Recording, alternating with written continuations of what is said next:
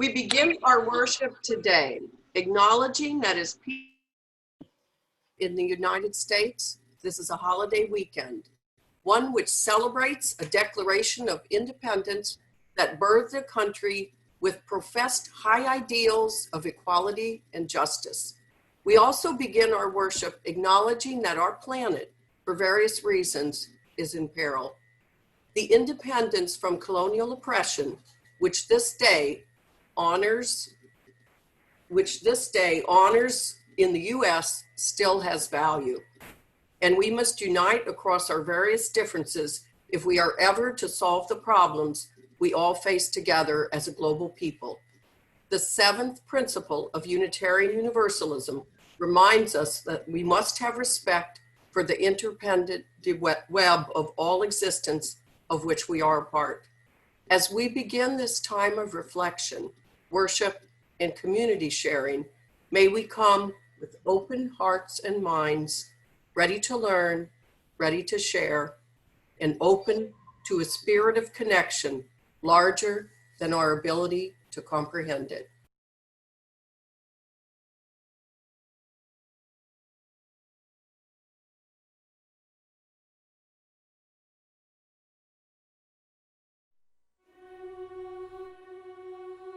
I hope that we can let love be the guiding principle in all we do.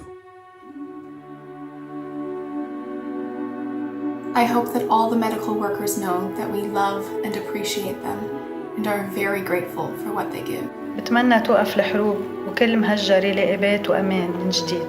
Espero un mundo en el que todos seamos libres, donde no existe racismo, donde el odio, la soberbia y el egoísmo sean una simple historia y de nuevo florezca la felicidad. Ειρήνη, ελευθερία, ελπίδα, πίστη, αγάπη σε αυτόν τον κόσμο, τον μικρό, τον μέγα.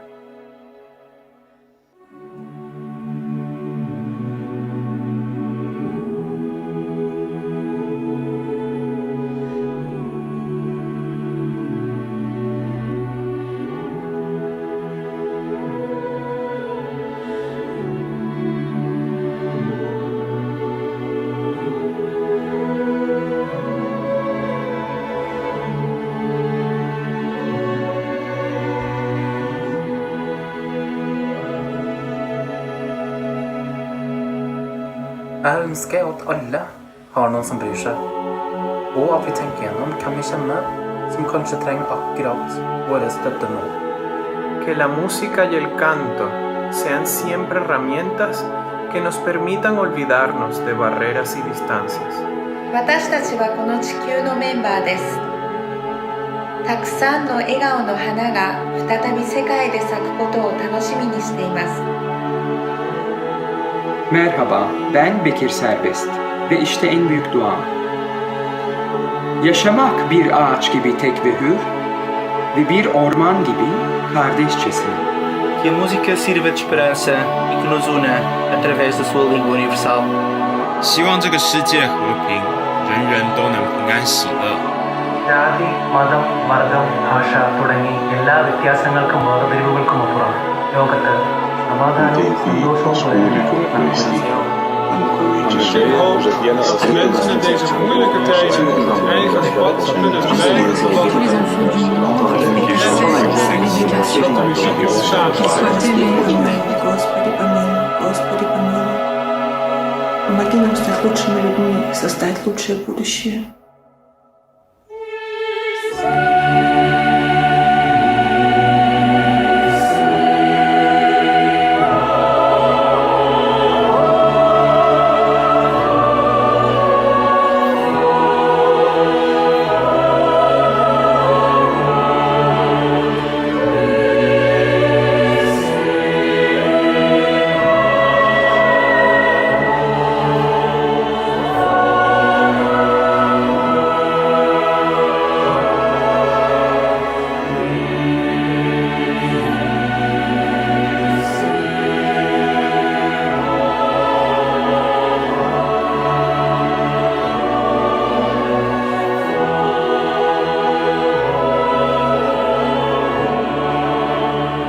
Ma soovin, et me austaksime väärtustada enda ümber olevaid inimesi. Lieber Herrgott, sei so gut und gib den Lehrern die Kraft, gestärkt aus der Krise rauszukommen.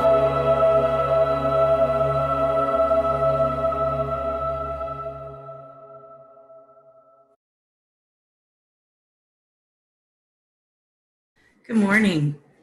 My name is Karma, and I am honored to serve as the minister of the Unitarian Universalists of Central Delaware. We welcome you this morning and all of who you are to this worship service. We know that our experience of this day and of this sacred time of connection is better because you are here. I especially want to welcome the Unitarian Universalist Fellowship of Newark, who are joining us today. UUFN, for those in UUCD who may not know, is one of 8 congregations along with us that comprise the Delmarva cluster of UU congregations. And representatives from those 8 UU congregations in Delaware and Maryland meet periodically to discuss issues of common interest. And we're just delighted to have UUFN join us for our worship this morning. We are, as always, grateful for the technology that allows us to gather virtually. And UUCD, and I imagine UUFN, celebrate and affirm that we remain a connected and vibrant spiritual community, even when we cannot gather together in our home sanctuaries. Our communities transcend physical space because they are based in authentic relationship with other people, and that cannot be confined to a building. Very briefly, let us remember that technology is so amazing when it works. And during this time of online worship, we continue to learn together, to make mistakes together, and to grant one another grace. And so we thank you for your patience as we tend to technological issues behind the scenes and as we deal with anything unexpected that may come up. Your microphones have been muted, and they will be for the majority of our time together, just to cut down on any background noises.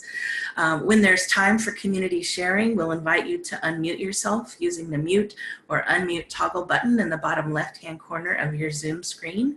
And we'd like to invite you to stay after we've concluded the service for a virtual coffee hour, when all of you can use voice and video to spend some time in conversation. And today that'll be especially nice as we get to meet people that we may not have met before. I only have one announcement that I want to highlight today, and that is that UUCD is partnering with Mount Zion AME Church just down the street from us when we gather in person in Dover, as well as other congregations and people that we have invited to join us for a series of conversations in July. Every Monday night this month, starting tomorrow from 6:30 to 8 o'clock-ish, we'll be joining together via Zoom. Our hope is that we can create a multi-faith, multiracial movement towards racial justice and reconciliation in Dover. You can register for those conversations by clicking on our website at uucd.org and following the links there.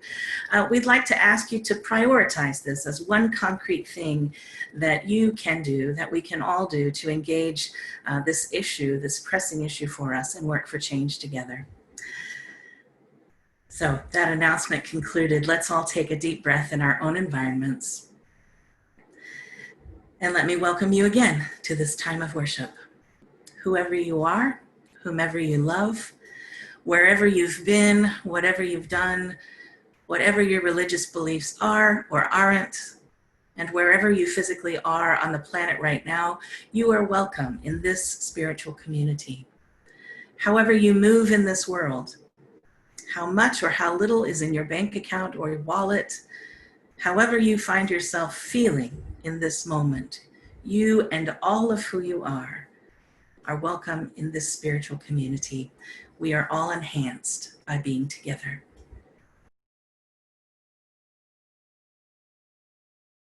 The chalice we light as Unitarian Universalists is something we hold in common. We light many different types of chalices in many different ways, with many different words, and with the same spirit that unites us. Today we worship with UUs around the world, and in particular as 2 congregations in Delaware, the Unitarian Universalist Fellowship of Newark and the Unitarian Universalists of Central Delaware. We know that we are united in spirit as people who search for truth, community, meaning, as well as opportunities to work together to make a positive difference in the world.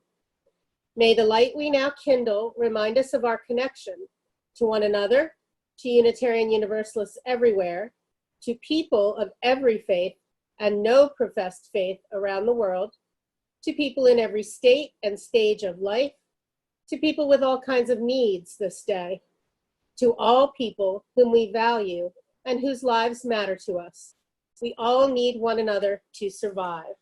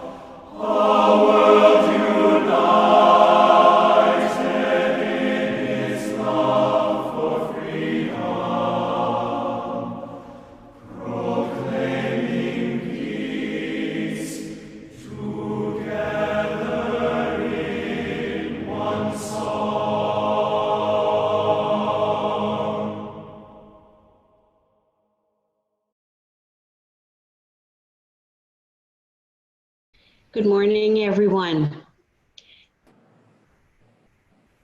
Our unison affirmation. This is what UUCD members use every Sunday to affirm with each other, and I invite you to join us. Love is the spirit of this church, and service its law. This is our great covenant, to dwell together, to seek the truth in love, and to help one another.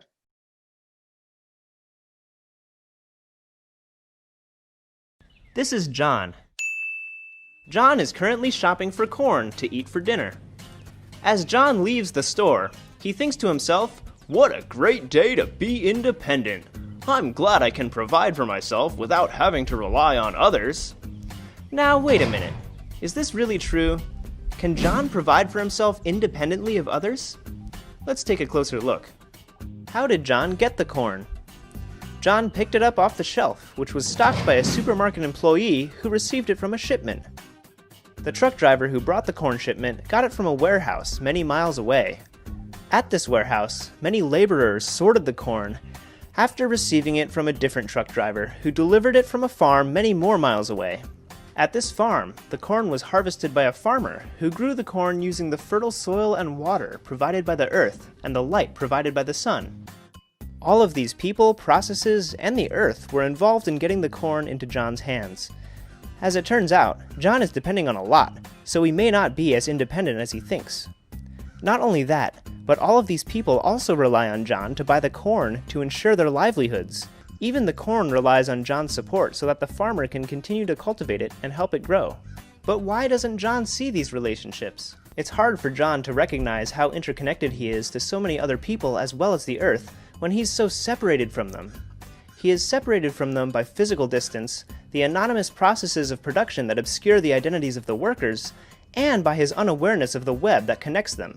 But why does it matter if John does not see this interdependence? Are there any consequences if John keeps on thinking that he's independent? Well, if John can't see how he depends on the store employees, the truck drivers, the warehouse workers, the farmers, and the earth, then he won't think about their well-being or how their well-being affects his. As long as John gets his corn, that's all that matters to him. So when the warehouse workers or the store employees or the truck drivers or the farmers aren't being paid enough, it doesn't matter to John. When the many miles the corn has to travel to get to the store uses up tons of fossil fuels contributing to climate change, it doesn't matter to John. When planting corn on the same plot of land season after season depletes the soil of nutrients, it doesn't matter to John. When the fertilizers that are used to synthetically replace these nutrients contaminate the water, it doesn't matter to John. John's continual indifference to all such things perpetuates the degradation of nature and human life. But what if he saw all of these relationships every time he bought the corn? What if, instead of seeing himself as being fundamentally separate, he saw his existence as being fundamentally relational within a web of the earth and all of the people and processes? If John began to see this, then he would realize that he cannot live without any of these things. Without the warehouse workers, or the store employees, or the truck drivers, or the farmers, John would not have corn, or any food for that matter. What's more, without the earth, John would not have anything. If John could see his interdependencies, then he would recognize the need to value and take care of all these links in the web. John is one link in the web of mutuality with all of them. He cannot exist separately. What about you? What depends on you? On what do you depend?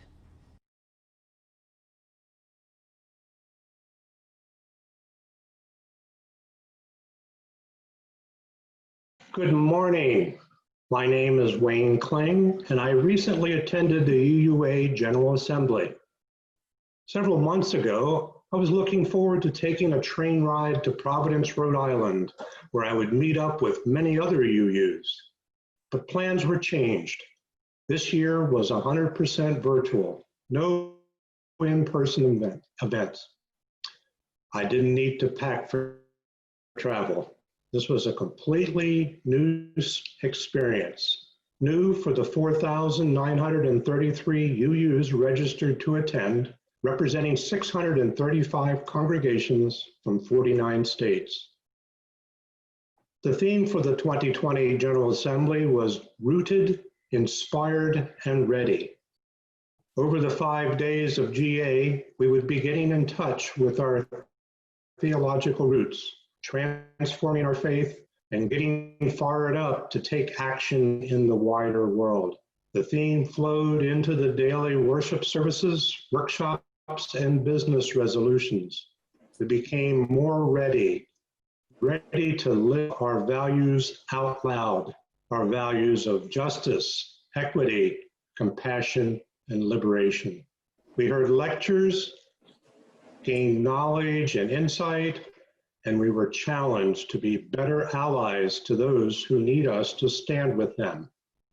Our UUCD congregation had 6 representatives at GA. In addition to my wife Judy and me, Kelly Blanchese, Cheryl Winsby, Wendy Pickett, and Reverend Karma also attended. We were often in different workshop sessions since there were many being conducted concurrently. and we each had different interests.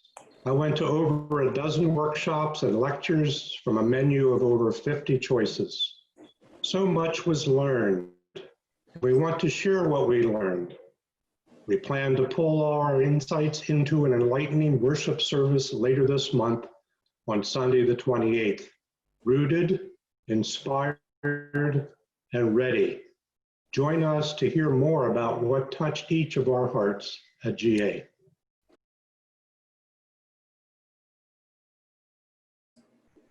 When we are physically together, we generally invite you to come forward and light a candle and share with us your joys and concerns.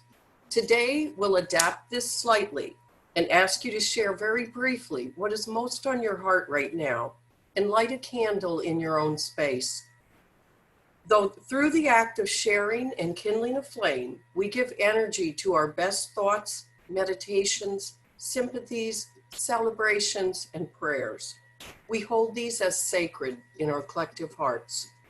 At this time, we invite you to change your view to gallery view in the upper right corner of your screen so that you can see everyone who's here. As you feel led, please unmute your microphone and share your joy or concern and light your candle, if you have one.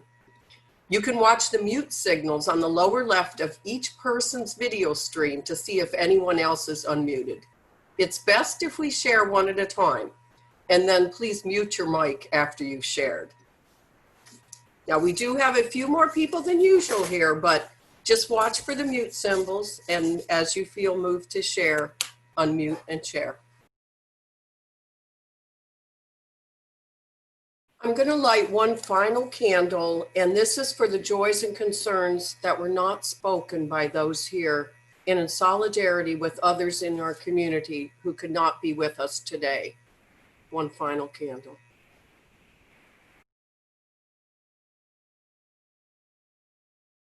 A central part of our worship in person and online is the opportunity we all have to practice the art of generosity. Our gifts to UUCD are what allow this congregation to thrive with a common vision to nurture our spirits, build our community, and change the world. We are grateful to you for the many ways you support our community, including your financial pledges and offerings. Your gifts truly translate into lives changed. Every part of our ministry, from the worship that grounds us in our values, to the community gatherings that connect us, to our children's education, to our social justice outreach and actions, all supported by your gifts. Today, we want to thank you specifically for the pledges you have given in this year's stewardship campaign, which allowed us to unanimously approve our budget for the fiscal year, which began July 1st. Even in the midst of a global pandemic and the worst economic recession in decades, you have managed to increase the financial resources that we will put into living out our values in the coming year. Thank you. For those who are making pledges who want to contribute to this community, you may continue to write checks and mail them to us, or you can give online. There are instructions to do both of these things on our website at uucd.org. Just click Support UUCD on the menu bar. You can do that now or during this offering song or any time that's convenient. Thank you so much once again.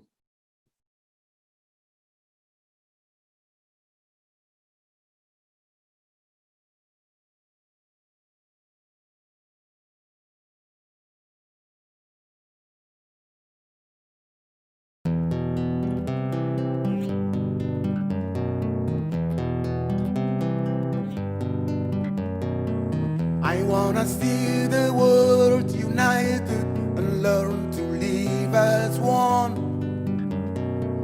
I wanna see the world united, learn to live as one. I wanna see the world united, learn to live as one. wanna see the world united, learn to live as one. Zala ke yando stengeli na bato bakufela bitumba. Zongisa ke yando na mituna ya bato bakufela nanzala. Zala ke yando kokit na bato bakufela bitumba. Zongisa ke yando stengeli na bato bakufela nanzala. We have to bring the world together and learn to live as one.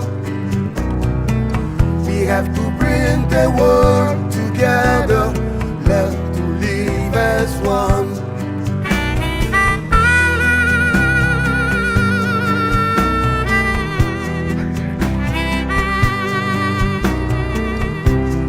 El instante lo que cuenta,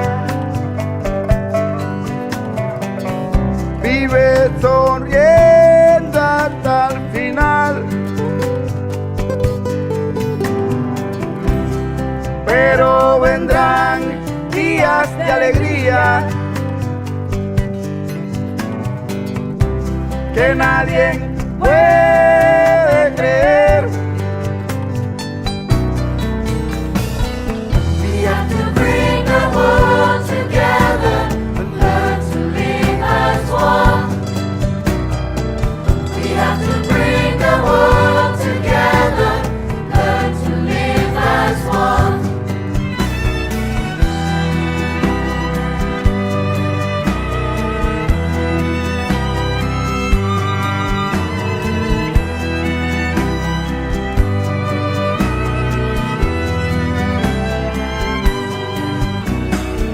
זה הזמן להגיד, אנחנו לאחד.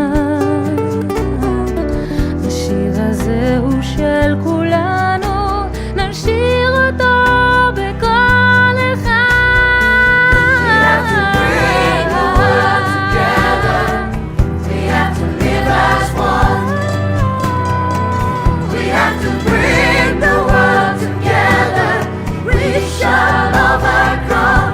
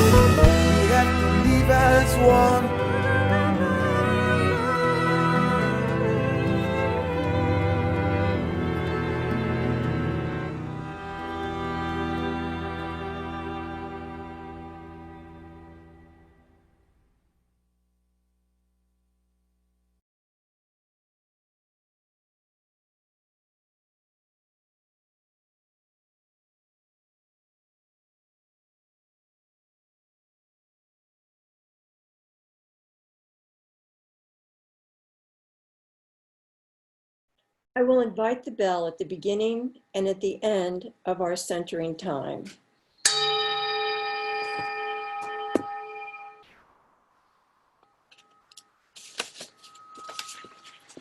Now these words from the Reverend Wayne B. Arneson.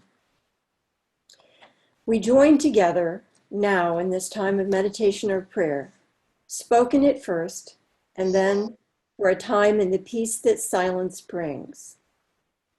As we enter into silence, remember the many connections that sustain and uplift us through this religious community and in these difficult times. We remember those who preceded us, whose contributions built a free faith, who built this institutional home for its practice.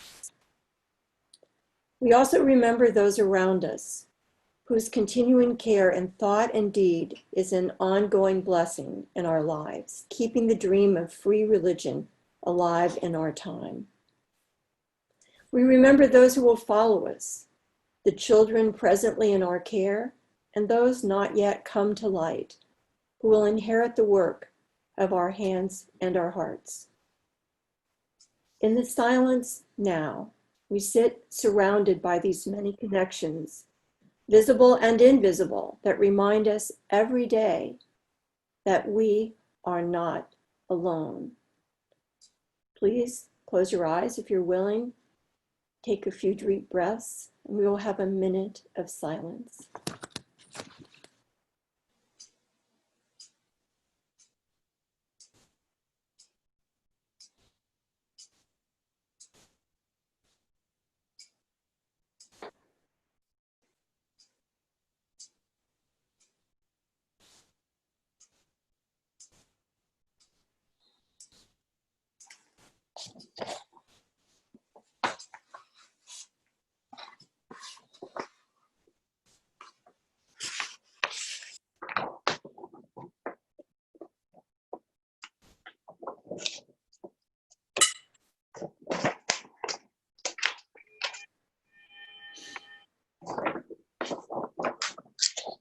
Peace be with us and with all under the sun.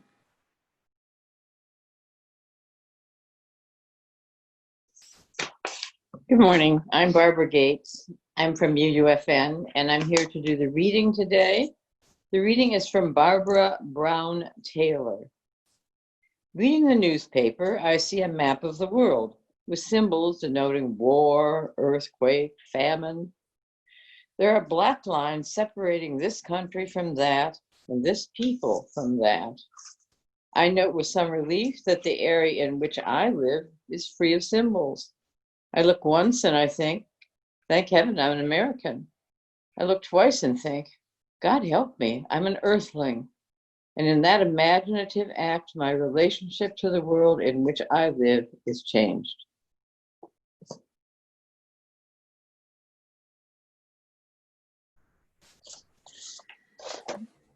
Many people have told a story of the shock they experienced when they first went up in an airplane and looked down at the earth, finding the sight quite different from the customary schoolroom globe with its well-defined boundaries between counties and states and provinces and nations. Now, I did not travel personally by airplane until I was a young adult, but I remember as a young child searching and searching for the line that divided Missouri from Arkansas. My great-grandparents lived in Knoll, Missouri, just 7 miles from the border, which as far as I could tell was in the middle of nowhere and existed for no apparent reason. The only thing that set it apart as anything significant was the state line liquor store, which is still there and still open as a relic of history when some states were dry and people had to travel over some imaginary line to purchase alcohol. At one time or another, the truth that every young person discovers is that while those borders between nations can be found on a map and are rigorously defended and policed, sometimes even redrawn after violent disputes or transactions between governments, those lines are a false illusion. They do not exist. This is one of the reasons I love this quote from former Episcopal priest and author Barbara Brown Taylor. That imaginative act that she talks about, moving from thank God I'm an American to God help me I'm an earthling, is one that she says, and I agree with her, can transform our relationship with the world. It can shift our perspective, change the lenses through which we see and evaluate things, and enhance our sense of who we are. To contemporize her example, I was looking at the new tool that was released this week by the Harvard Global Health Institute. It's based on the work of top scientific experts who wanted a less politically skewed tool to assess the state of COVID-19. And it includes a map that color codes the United States based on live data about coronavirus cases. It's a risk level assessment that also provides COVID suppression guidance for the public as well as health policymakers. And each county in the United States is assigned a color on a spectrum: green, yellow, orange, red, indicating incrementally higher rates of infection and consequently more extreme measures needed to contain the current surge of the virus. And I'll admit, I had a momentary feeling of relief that the counties in Delaware are yellow, not nearly as risky as those in orange or red. But then I looked at the county where my mother lives, in that same house in which my great-grandparents lived in Knoll, Missouri, really close to the state line liquor store, and it's solidly red. My fleeting feeling of relief quickly dissolved. But you know, it should not take my personal investment in someone that I love for me to care about the people in those other counties in the United States or the other countries in the world. For we are citizens not only of the United States, but of the earth. And our well-being is wrapped up in one another's in ways that should be so much clearer to us right now than at any other time in recent history. Most of the time, I remember this, or try. But our concepts of independence, at least in the United States, are so thoroughly instilled and reinforced in us that it takes a deliberate act of will for most of us to shift our mindset to recall that we are inherently interdependent beings who need one another.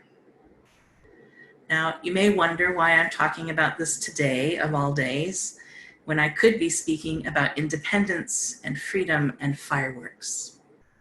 After all, this is the weekend on which we celebrate July 4th. Independence Day in the United States. We commemorate the U.S. Declaration of Independence, in which the 13 colonies that formed the basis of this nation claimed that they were no longer subject to colonial rule by Britain and were henceforth an independent nation. Now, there's something to celebrate here. Anytime an occupied people realize and claim their own agency, a potential for good is unleashed. And there are things about our Declaration of Independence that are worthy of admiration as well. Those lofty words in the preamble, we proclaim these truths to be self-evident, that all men are created equal, that they are endowed by their Creator with certain unalienable rights, that among these are life, liberty, and the pursuit of happiness. On the surface, these are noble ideas. They are not so noble, of course, when we realize that in practice, all men actually excluded a great number of people, including, but not limited to, women, Black, Indigenous, and other people of color, and some who lived in poverty. In what is said to be the most moving speech of former slave and prominent abolitionist Frederick Douglass, he talked all about this. It was called "What to the Slave is the 4th of July," and I'm sure that you've heard it before. The speech was meant at once to connect with the principles of the Declaration of Independence and at the same time to distance himself and the slaves to whose freedom he dedicated his life from the claim that they had been realized. He said, "What have I, or those I represent, to do with your national independence? Are the great principles of political freedom and of natural justice embodied in that Declaration of Independence extended to us? And am I, therefore, called upon to bring our humble offering to the national altar and to confess the benefits and express devout gratitude for the blessings resulting from your independence? I am not included within the pale of your glorious anniversary. Your high independence only reveals the immeasurable distance between us. The blessings in which you this day rejoice are not enjoyed in common. The rich inheritance of justice, liberty, prosperity, and independence bequeathed by your fathers is shared by you, not by me. The sunlight that brought light and healing to you has brought stripes and death to me. This 4th of July is yours, not mine. You may rejoice. I must mourn. These words of Douglas are doubtlessly resonating in hauntingly new ways this year to so many people in our country whose consciousness is being raised and whose consciences are heavy. So today I want to shift the focus of our reflections from independence to interdependence because it seems so vital to me that we do so and that we do it again and again. As arbitrarily divided states, provinces, and nations, we know that the lines dividing us are non-existent and all too often unhelpful. The amount of energy and resources that go into reinforcing the notion that we are independent one from another is extraordinary. What a different United States it would be if we lived into the principle that all people are created equal and deserving of the same human rights to life and well-being. Indeed, what a different world it would be if we spent as much time emphasizing the idea that we are one people, diverse in myriad and amazing, sometimes humorous ways, but still reliant upon one another and the same planet for life. And that working with and not against or in competition with one another could actually help sustain us all. There are 2 religious leaders, of many I could mention, that connected these ideas of interdependence specifically with what it means to be people of faith or spiritually mature people. The first is South African Archbishop Desmond Tutu, who explains a core value indigenous to his own culture. He says, Africans believe in something that is difficult to render in English. We call it Ubuntu Boto. It means the essence of being human. You know when it is there, and you know when it is absent. It speaks about humaneness, gentleness, hospitality, putting yourselves out on behalf of others, being vulnerable. It embraces compassion and toughness. It recognizes that my humanity is bound up in yours, for we can only be human together. We are made for a delicate network of relationships, of interdependence. We are meant to complement each other.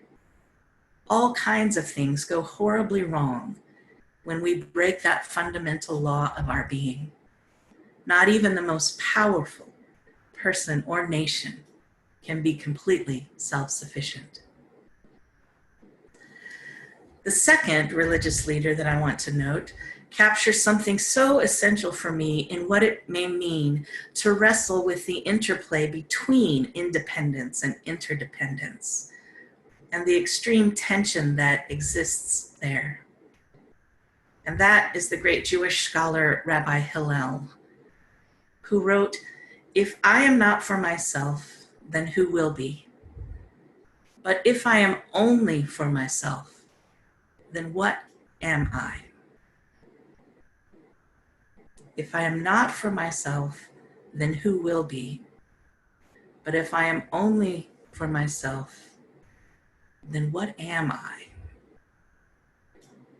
This is the place I find myself on this 4th of July weekend, uncomfortable and distant from celebrations of independence, some of which feel toxically nationalistic to me, and longing for a more shared and universal acknowledgement of interdependence here in this nation and everywhere. The rugged individualism that is the hallmark of our inheritance is not serving us well. And if we think it is, we may not be paying enough attention, or we may have forgotten that us ought to include everyone, perhaps especially those who do not feel included in these celebrations, those whose full humanity and value is not seen or acknowledged, whose well-being is not guarded or considered the most important in negotiations or legislation. And my hope is that I, and perhaps you if you feel so inclined, might spend time this holiday weekend reimagining ourselves and our relationship with others around the world. And may that reimagining fuel us for the long haul journey of honoring and strengthening our interdependence, that we may all be one.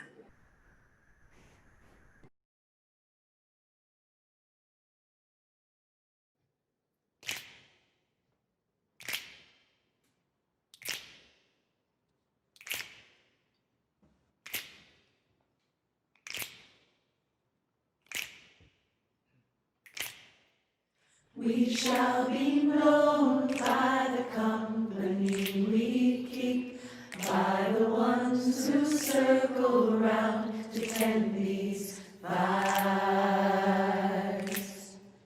We shall be known by the ones who sow and reap the seeds of change alive from deep within the earth. It is time now.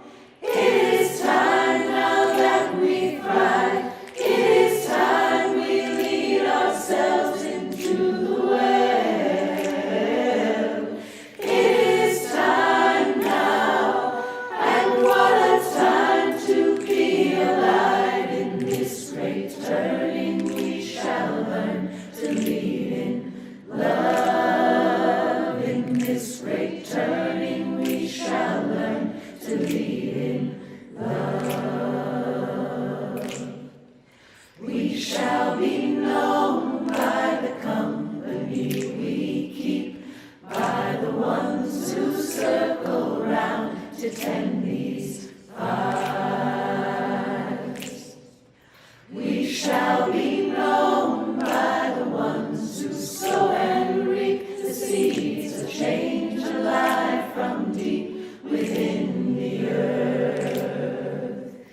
It is time now. It is time now that we thrive. It is time we lead ourselves into the well. It is time now, and what a time to be alive. In this great turning we shall learn to lead in love. In this great turning we shall learn to lead in love. In this great turning we shall learn to lead in love. In this great turning we shall learn to lead in love.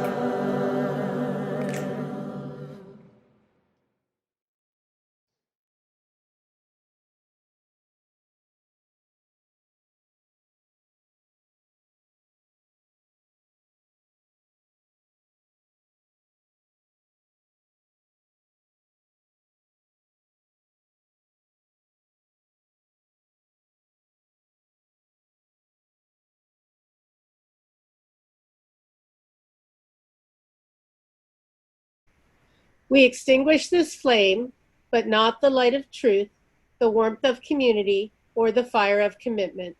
These we carry in our hearts until we are together again.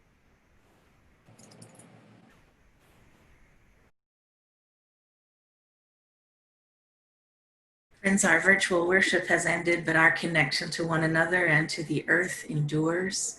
May we go forth in peace to be a blessing to one another.